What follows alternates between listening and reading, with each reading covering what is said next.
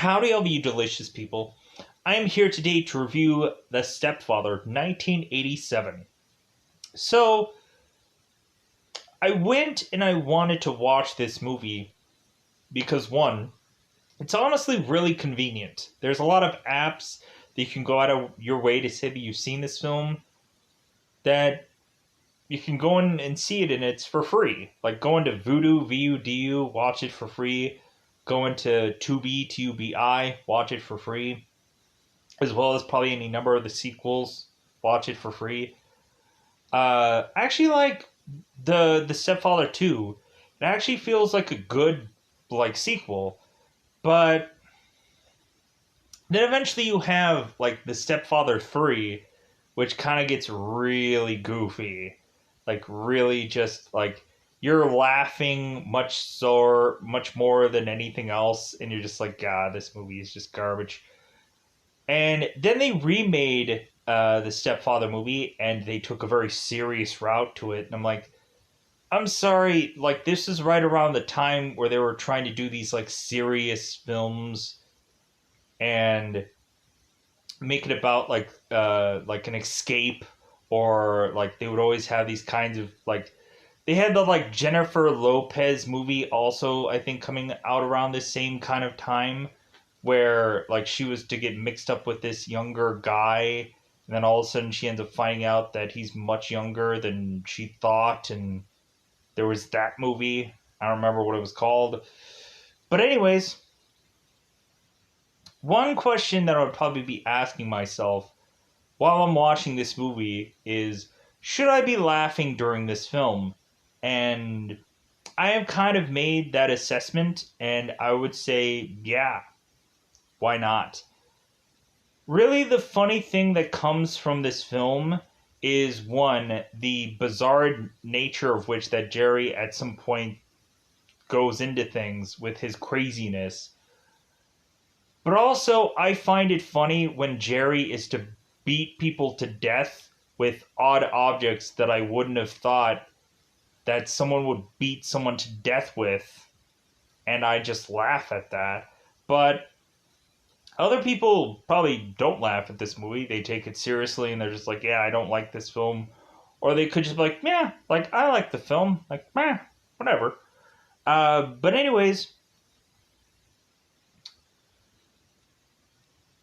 going into this film, you kind of like that Jerry this is an R-rated film, but we have bizarrely Jerry that is like this censorship police where Jerry's like, I know this is a rated R movie, but I want it rated G. Like, I want us to be a Hallmark movie. I want everybody to just hug all the time and just tell everyone that they love one another, and I want to lever to beaver this motherfucker up. And Stephanie is to see that Jerry is to be such a G-rated guy and wants to have this be a Hallmark movie, that Stephanie is just like, no! I want to earn this R-rated movie. Like, I want to go and have a shower scene, and I want to punch people in the face, and I want to eventually have someone get stabbed in this film because they should? Because they've earned that knife through the stomach? Because they've done a lot of investigation and trying to figure out who eventually Jerry is? So they eventually deserve that for whatever reason? So I honestly enjoy the concept of this film, but there's some stuff that it's like, of course, how could you enjoy certain kind of things? I understand, but there's certain kind of things that, like, I'm like, wow, like, this kind of feels like so interesting when you're to watch this film. Because really we just see this guy hopping from family to family to family to family, just setting up franchises like Fight Club will tell you. And so this guy bizarrely just works his way into this family to find this woman who is in desperate need of a husband. And so Jerry's like, well, I can fill that void as long as, I can also uh, be the perfect dad to your child as long as they don't see the evil within me. Because here's the thing. Weirdly, in every, like, horror, scary movie thing, we always have, like, the kid who knows what the evil is. And then they're like, oh no, I don't want any of that. Like, that's the evil. And so they really have to take the whole movie to try and really showcase how evil this thing is. And we have every other adult that's just like, I'm sorry, kid, but there's no way I can believe that this guy is all that evil. And then eventually, at the very end of the film, like, we always have that, like, boy that cries wolf kind of situation where the kid goes off and he's like, hey, like, this guy's a murderer. Like, it's kind of like, God, what is it? God,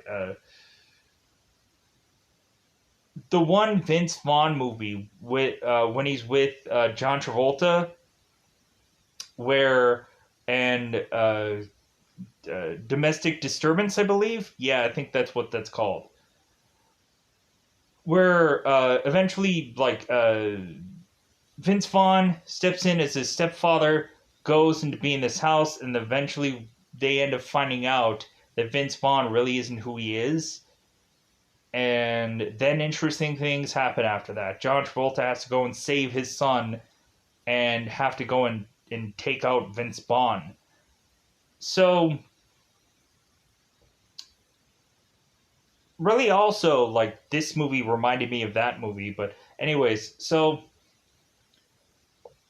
teeing it up, what is this movie about? So we have this guy, excuse me, we have this guy who is to evidently finally decide that he is to go and murder and kill every one of his family members that live in his home, to go off to bizarrely have this weird, I guess, makeup kit just at his disposal at any second to completely change his look, completely change his hairstyle, completely change his hairline from having a decent hairline to almost being bald or whichever. You can all of a sudden weirdly have, like, fake mustaches and beards and maybe an eye patch. I don't know. I didn't see all of it.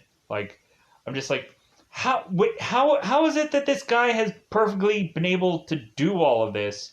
Like, was he just a makeup guy from the movies, and then he just decided to just do this one day?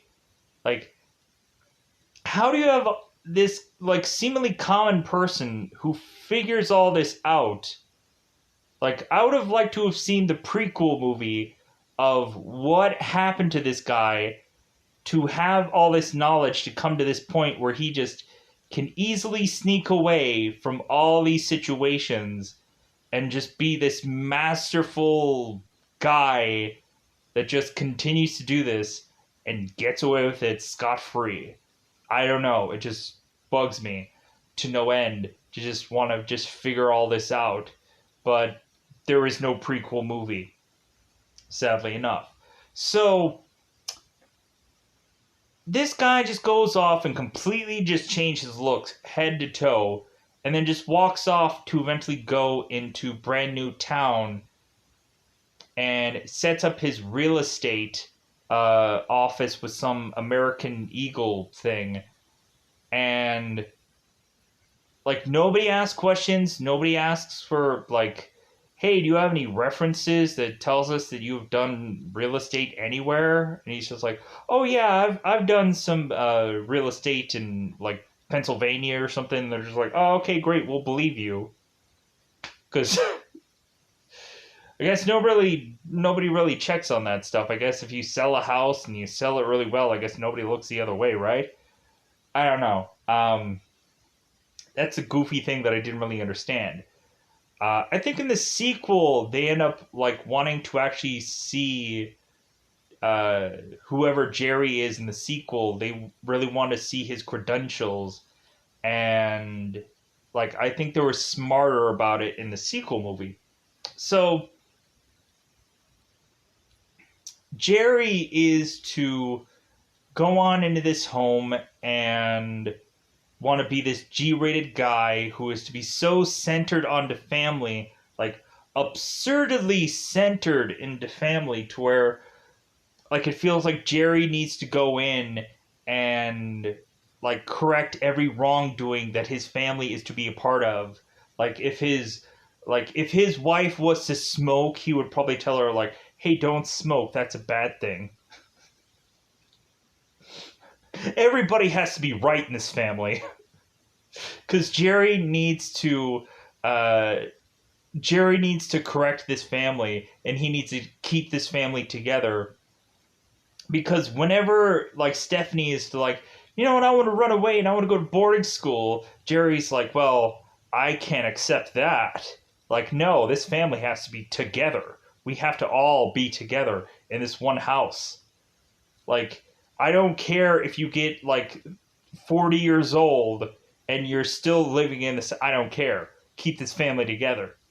Even if you are to get married by some guy and like you want to leave this home, no, we got to keep this family together. Have the guy come to this house and live here, and we're gonna keep this. Like, Jerry is such a G-rated guy, and Stephanie is trying uh, to do everything to stop that whole G rating. But Jerry's the censor police. Yeah. So we also had this guy named Jim who is to come on in and be the guy from pre-story of New Jerry, which I like. Because Jim is to just kind of set up that Jerry is going to be found out quickly, to where eventually Jerry is probably going to have to like second guess what he's doing here and have to rush and eventually move on to another town, be another person, to hope that he can continue to hide away from his past. And so that's kind of the interesting thing about this. But it's kind of also interesting when Jerry goes to these news reporters or to these detectives, and all of them are just saying, like, oh man, this guy, like, he must have been a guy that has done this plenty enough times, and man, he's a slippery guy, I'm sure. And so Jim tries to desperately nail Jerry's character, but nobody wants to lift a finger to help this guy. To where he's like desperately like, come on, like, can't you guys just find something on this guy to just force him to come out of hiding? And they're like, no man, he's thought of everything. He's just this like one tough cookie that just knows. Like, I can see like if he was like law-abiding citizen freaking Gerard Butler, where like this guy is just some think tank guy that they're like, dude, this guy's intelligence is just off the charts. Then I could understand like Jerry just easily just being way smarter than anybody else. But again, I would love to see that Stepfather prerequisite movie to what happened to this guy to just churn him into this thing, to have him be to be involved in that very first family that he ever did this to. That would be an interesting movie. Don't do a just remake. Give us the prequel of the first family. Like, do it the Stepfather first family. Like, because first family would also mean, like, why Jerry crazily became this way, but also it'd be the first family that eventually he did this to, and then maybe they would make it look like uh, the family that was to be in the beginning of this movie, which I think that's how they should have pretty much done that anyways. When they were to have done the remake, but that's just me. So, anyways, so let's get into this. Uh, so Jerry moves on to this new family and is eventually going to decide when they are to die and to eventually just set up a new family that all of a sudden a woman is just be like, oh yeah, all I have is me and my son. And Jerry's like, just you and your son, huh? Well, that means that I'm going to have to go and butter you up, you know what I'm saying? So I can go and just get into another pre-made family. Because I guess Jerry isn't going to be popping out another child to be in this. No, like he has to weirdly have to be in a pre-made family. Like he like goes and like scouts this out to find a single woman with a child already. So going into this, let's go into spoilers. Let's just go into it. Because it's about that time already. It is spoiler time, spoiler time. It's about that time again to spoil this movie. So, like I said beforehand, so Jerry goes into his bathroom after he's obviously murdered his entire family, sadly. The phone's off the hook. He puts it back onto the hook. And so he ends up going to the bathroom and he takes off all his clothes and everything of what he's wearing because it's covered in blood. So he has like glasses, he has like a beard and mustache, which is actually to have been grown because he looks Grizzly Adams like. And so all of a sudden, Jerry is to go and shave all that off, is to cut his hair, and then completely change his outfit, his clothes to look completely different than what he was. And then he just walks out of the home, and this whole neighborhood says nothing. Doesn't say boo, doesn't say whatever, because I guess this doesn't look like the same guy to them, so they don't know the difference. So Jerry goes onto this ferry and goes and chucks this briefcase of his to just have killed off his old life, to have not a single thing of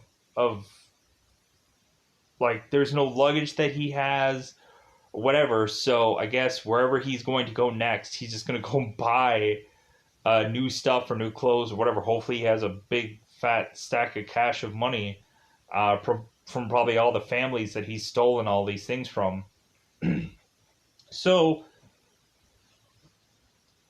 Jerry goes and is to always set up a job at this other new home because I guess the first thing that he ends up doing is setting up a job at this other place.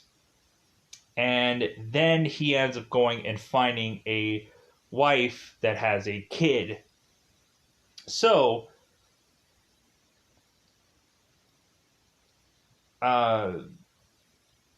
so Jerry is to make his way into this family, and we like don't see the very first meeting of Susan and Jerry. We just see Jerry coming home one day to just like, oh, is this are you Susan? And then all of a sudden they like act like strangers, but then eventually they kiss one another to just say, oh, they're not strangers. Evidently they've been together for a while, and it seems like they're strangers. They're playing off like they're strangers, which I like because it kind of puts you on like, okay, does he know her? Has he known her? What does this mean? So Jerry, of course, is to buy into Stephanie's affection by giving her this brand new dog. He ends up giving us the reference of Tintin. I'm like, so Jerry is to kind of set up to us like what kind of time period of stuff that he has watched. Like he had also watched like the Talking Horse show, which I'm like, okay, so this really sets up that this guy is very like Leave It to Beaver, or has watched a lot of like the old fashioned shows of which a lot of people would still watch to this day. Like I've seen like Me TVs and stuff like that, where eventually people watch like Bonanza and all kinds of things. Like a lot of people love that old fashioned classic TV, and so do I. Like I used to watch like Nick Ignites and like I Love Lucy's and stuff like that too. But like I didn't go and seemingly try to forcibly create a life about that, where it's like, oh no, I can't share a bed with a woman. We need two separate beds. Because, oh no, what if she just rolled into my side of the bed? What could happen then? What could happen?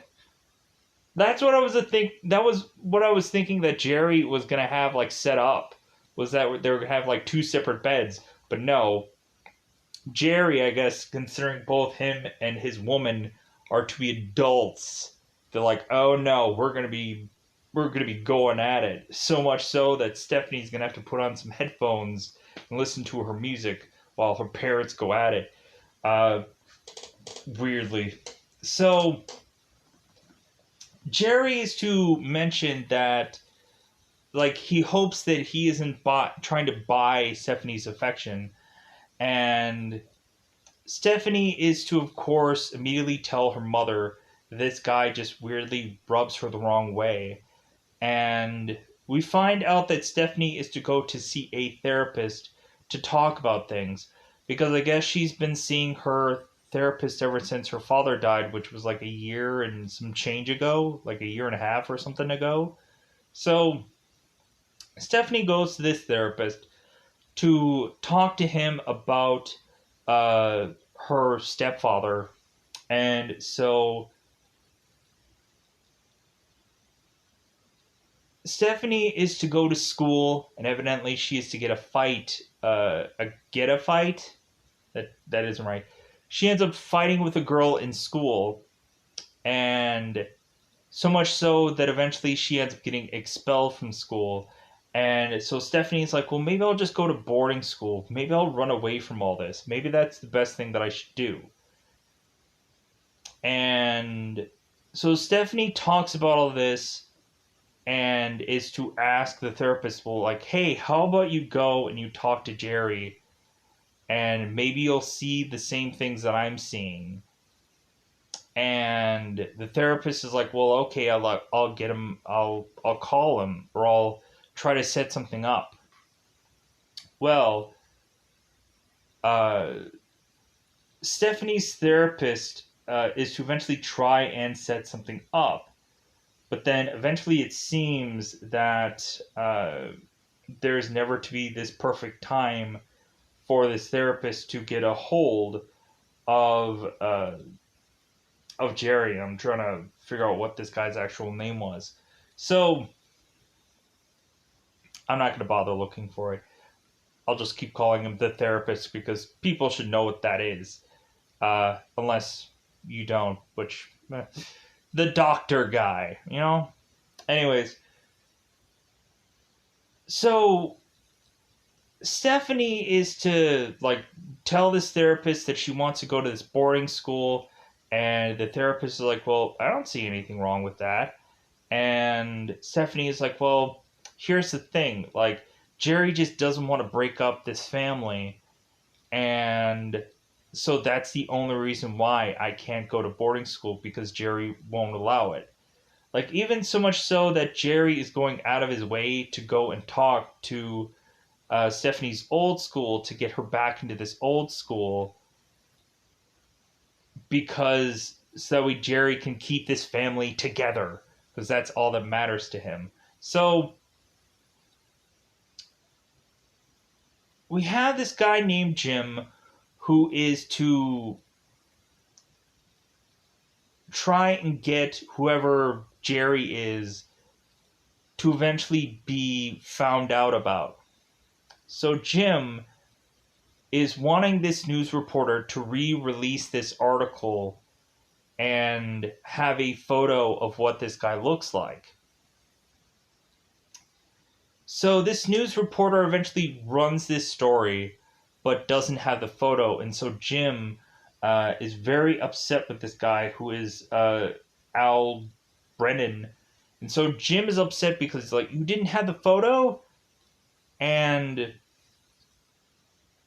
so Jerry is to go off and have all the people that he has ever sold a house to have this all like kind of barbecue together or powwow or kind of like get together. And Jerry's to mention it's like, well, I hope that you like live next to me forever, and that like Jerry's to all of a sudden get a little weepy and kind of mention about like family and everything like that, and how he's like so grateful that he has all this. So eventually, Jerry is to all of a sudden talk to some of his neighbors with this whole like get together, and they're all of a sudden talking about the article, and Jerry is just be like, well, like he's weird about it. He is basically just like, well, man, I don't want to hear anything about this story. Like, I just want to pretend it doesn't even exist. And that all of a sudden, like, one of the people start asking, it's like, well, why do you think a man could do something like that? And so Jerry's like, well, maybe the family wronged him for whatever reason. And Stephanie just kind of she kind of like picks up what Jerry is talking about from this article, and Stephanie's like, "This sounds weird." So Jerry all of a sudden is to go down to his wood shop and just be so angry and so upset about this article getting out because it seems that eventually someone is going to be pointing in his direction sometime soon, because this article might have connected uh, him somehow to this. And so Jerry's all of a sudden just upset about that. He's like, I gotta keep this family together. I gotta keep this family together. Like, because you're a good boy and you're this and you're that, and it's just so all of a sudden, like Stephanie, who had gone down to the cellar to go and get some food, all of a sudden Jerry's like, oh, well, honey, yeah. You know how in my my job of selling homes, you know how you would consistently have to like smile all the time? Well, you know there's some times where you just kind of start just getting worked up and eventually you just need to blow off some steam. You realize that, honey? Like, you know, you can't just smile all the time, right? And then so Stephanie's like, yeah, I completely understand your crazy and wild ways. That you have completely, at some point, lost your mind, which makes no rational sense, but makes some rational sense for this second of time until you get it together. That's not what she said there, but that's what she should have said. So Stephanie goes off and she's like, okay, this guy is really weird. This guy is really, really weird. So Stephanie's therapist is not able to seemingly get a hold of Jerry. So eventually, what he ends up doing is he decides that he's going to go and figure out a way to talk to Jerry without him really knowing he's talking to Jerry. So, uh, so Stephanie's therapist goes and calls to make an appointment to see this home because, of course, Jerry's a realtor. So Jerry's to have this guy go and do this open house with him. And so the more that this therapist continues to talk to Jerry, the therapist is just kind of like really go at this guy and just mention like, man, you really like family values is a big thing for you, isn't it? And so just Jerry just goes on, and because Jerry is to mention how like this house should be for a family, and because of how big it is, it seems like Jerry only sells family homes. And so this therapist is just be like, well, So you're not going to sell me this house because I don't have a family? And so Jerry's like, "Oh no, it's not like that." Because the therapist mentions that he is single and he doesn't have a family. And so Jerry is just like, "Well, like I would really love to sell you this house because it's really built for a family." So like this therapist is just a ping on that where it's just consistently like, "Okay, like all you care about is family things." So eventually we just get to the point where this therapist is to be caught into a lie because the therapist is all of a sudden to talk about his wife. And so Jerry's like, "Hey, like you said that you were single, but then all of a sudden you mentioned your wife." And then the therapist is like, "Oh, I mean ex-wife." "Yeah, like my ex-wife used to tell me about that all the time." And so Jerry, all of a sudden when catching him in the lie, Jerry is like, "Okay, why are you here? Why are you talking to me?" And then all of a sudden, Jerry takes his 2x4 and starts beating this therapist to death. Just pa, pa, pa. And so Jerry beats this guy to death with a 2x4, puts him in his car, drives his car off to this ledge, and goes and puts this like tissue paper into this guy's gas like gas tank or gas thing of his side of his car and explodes the car. And so then Jerry has some ammunition to supposedly make him and Stephanie so much more closer. So Jerry goes and tells Stephanie because evidently supposedly Jerry had gotten a call from this therapist's office stating that this therapist had gone into a car accident and he had died. Which I'm like, is Jerry really have gotten that supposed call? Or does Jerry just know this so he's just trying to give this information to Stephanie to have her cry on his shoulder so that way he can say, it's like, well, like he was such a good man. Like I know so much about him because I never talked to him once. But he was such a good man. He was such a good man to just bring us both together. Cause yeah, that's what Jerry wanted. That's what Jerry was like, yeah, like it's just gonna keep us even closer and keep us more together. Cause that's all that Mary that's all that matters to Jerry. That just keeping us closer. So what eventually ends up happening is still Stephanie is to still not really trust Jerry. Like we have Stephanie, like even after the whole uh we have the moment where Stephanie, like after the whole dog buying situation, Stephanie doesn't doesn't trust Jerry, and this is early, and Jerry is to think that Stephanie is to talk about something going on with school to kind of reflect back on Stephanie and how Stephanie is a bad girl rather than Jerry being a bad guy. And like that's the interesting thing that Jerry tries to do with these people is to eventually just say like, "Oh no, like I'm not the bad guy. Like you have the wrong guy. See? Like it's Stephanie. She's just like I think that she needs to figure out how to be the perfect daughter for us kind of thing." Is really what Jerry kind of plays weirdly.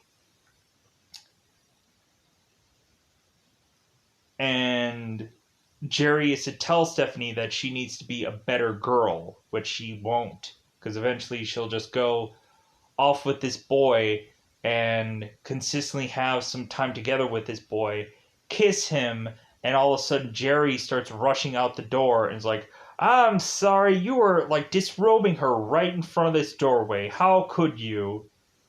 And this boyfriend is just like, dude, we were just kissing. And he's like, oh no, I saw way more than that. Like I saw you going and like forcing yourself on her. I saw that. And so all of a sudden, like this boyfriend runs off and he's like, dude, I don't want to deal with this crap. And then all of a sudden Stephanie's like, what did you do? Like, all they did was kiss. And so Susan all of a sudden rushes out of the home to defend Stephanie and just be like, dude, I know the guy that Stephanie is dating and I've known him forever. Like, he wouldn't do anything uh, but just like kiss her or whatever, like they had said. Like, there's a trust there that is to have been built with this boy, and what Jerry's saying just seems so out of place with this guy's character. So we also had the moment where Stephanie is to try to get uh, a picture mailed to her of who the guy that they had in the article that they did the article about. Stephanie was to ask if she could get a picture of the guy who they were trying to find. And so Jerry is to be weird, and I guess he's to kind of check the mail one day because he is to supposedly be at work, but he's not really at work. He's never to probably really be at work. So he's to be home early, and Stephanie caught him on that. And so Jerry is to have given her this magazine that supposedly he's questioning whether or not she should actually have because maybe she's not old enough for it. I'm like, dude, she's like 16 and like 2 years she'll become adult and she'll be able to like buy cigarettes if she wants to. And then a couple of years later after that, she'll be drinking alcohol. She does it legally. So, anyways, we get where eventually Jerry's to realize. I'm going to reset here for a second. Jerry starts to realize that the more he is to try and do what he wants with this family, the more both Susan and Stephanie is starting to butt heads. That he can't have his control of this family, and that's all he's really wanted is just control over this family. And when they're doing something that like ruffles his feathers, he's like, okay, well, like I'm just gonna go and kill all these people off and move to the next family to finally find that perfect family that is not question any little thing or whatever. So Jerry's all of a sudden going off to some other job with bizarrely a mustache and kind of a different hairstyle. So Jerry's pre-setting up the next thing that he's to move on. So Jerry comes back here with his different hairpiece, whatever, and clean shaven, no fake mustache. So all of a sudden Susan goes off and is to call Jerry's old job, and they say, oh, I'm sorry, he no longer works here. And Susan is like, that doesn't make sense. Like, I know he works there. And the person's like, well, no, like, if anything, I have his home phone. And Susan's like, well, I know his home phone because I'm calling him from there. And so that's when Susan is kind of putting two and two together that Jerry is going to be making some changes really soon, or maybe Jerry never really worked at that place because, yeah, he quit that job, I guess, to move on to something bigger or better or whatever, which was just to transition to new him. So Jerry goes home and Susan is to kind of question. It's like, hey, like, I called your office and they didn't know, like, they didn't know where you were because you weren't there anymore. And so Jerry's like, well, like, that's stupid. Like, if anything, that new girl there, like, she should know who I am. And they should know where I was. And so Susan is like, okay, there must be some new girl there that doesn't know you all that well. So Jerry is like, well, hey, I'll go and I'll call them myself, like, just to resolve all this. So Susan is like, well, yeah, maybe they confuse you with someone else. And Jerry's like, well, yeah, how can they confuse Hopkins? Like, it's a name that should stick out. And Susan's like, Hopkins? And then Jerry's like, wait a minute. Who am I here? And that's when we get the real, like, we get Jerry who takes this part of this phone and smacks Susan off to the side, which I thought that was weird that they ended up using a phone as a slapping thing. Like, I thought that was funny just because I thought that was a weird thing to use. But then eventually Jerry goes and tries to take Susan and put her down this, like, flight of stairs. But yeah, like, there was to also be this spot. Oh my god. There was to also be this spot where Jerry was to. Because I was remembering this when eventually Jerry was to talk about Hopkins, but I'm forgetting now. And talk about the phone thing. It'll probably come to me. Because I know there was another scene that I forgot about. Oh well, we'll have to move on. So eventually, Stephanie is to make her way home, and so she ends up going and jumping into the shower, and we also have Jim that makes his way into the home because he ends up going and like going to this detective, and this detective's like, hey man, this guy has done this plenty of times before, like, this guy is going to get away with this, and so basically your best bet is to find a gun and shoot this guy and shoot him dead if you eventually find him. So Jerry is to eventually go through his house and eventually find Jim and like, hey Jim, like, hey, I remember you from before. Now I'm gonna kill you. And so Jerry goes and stabs Jim, and so Jim's on the ground. So eventually Stephanie is to now, like, know what's what, and then so there's like this chase all through the home where eventually Stephanie is to make her way up this attic, and Jerry chases after her, but Stephanie flings this sled, almost hits Jerry, but he dodges it perfectly. So Jerry goes into this attic and is to mention that, God,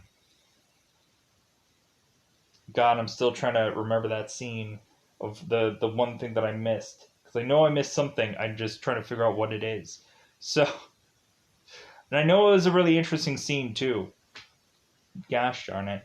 Anyways, let me pause here for just a second.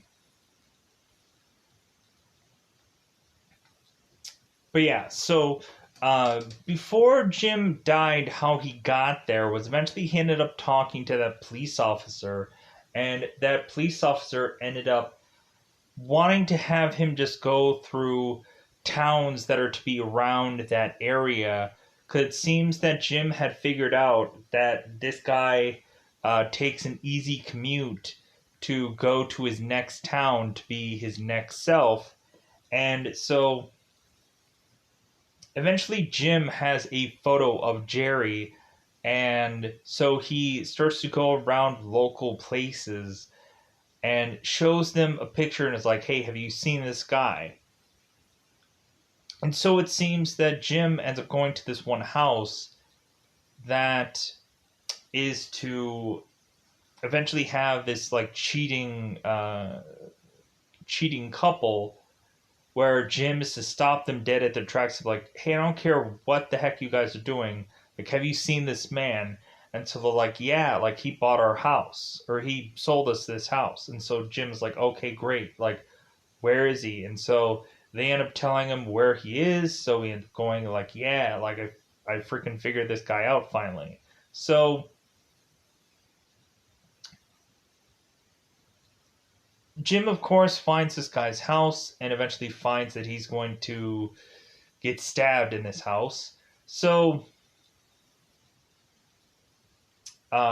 it seems that Jim was to have a gun on him, and so Susan is to seemingly have the gun when she makes her way up the stairs. So it seems that we have this moment where Stephanie and Jerry are kind of tossing with this knife after they kind of make it through the attic, and like Stephanie ends up going through this one like this bathroom where Jerry ends up eventually just kind of crashing through this door that has this mirror part inside of it, and so Stephanie ends up taking this big chunk of this mirror and wrapping it with a towel and stabbing Jerry with this. So eventually Stephanie makes it up to this attic, and so freaking Sled is to hit by almost get hit by a Sled is to almost hit Jerry, but it misses him. So Jerry goes up the attic and eventually is to try and find where Stephanie is, to eventually like follow her, to eventually find himself slipping, and he ends up falling into the attic to the floor below them. So eventually this all leads to this stair debacle where eventually Stephanie ends up stabbing Jerry in the heart, and he ends up falling down the flight of stairs, and he ends up like smacking against uh, this like part of the stairway that is to be like this rod or whatever. So Jerry at the end of this was to say that he loves her, that he loves Stephanie, but he ends up just dying right there. And so the interesting thing about this is that we assume that Jerry is to be dead. But eventually within the sequel, all of a sudden we find out that not so sure, or not so perfect, that Jerry was to have gotten killed during that first movie. That eventually the sequel will tell us like, oh no, he got out of it. He figured out a way. So, with that said, I hope that I covered most of this movie. Uh, there might have been a part or two or something that I probably forgot somewhere. And I know that there was that one scene where I was just trying to figure things out, and I was like, okay, what, like, is there a big, interesting part that I forgot about? Because that's bound to happen in a review. That eventually I'm like, okay, I'm just a little bit, like, not exactly 100% awake during this review. So that's what happens when you do a review late at night. So, with that said, I'm going to get out of here. If people want me to do sequels of this, I'll go ahead and do so. And, or if people want me to do the remake, eventually if I find out if there's some other kind of Stepfather thing that is seemingly popular, I'll go ahead and do so and check more of those out. But without a doubt, who am I here? I don't know anymore. Let's get out of here. Bye, everybody. Bye, everybody.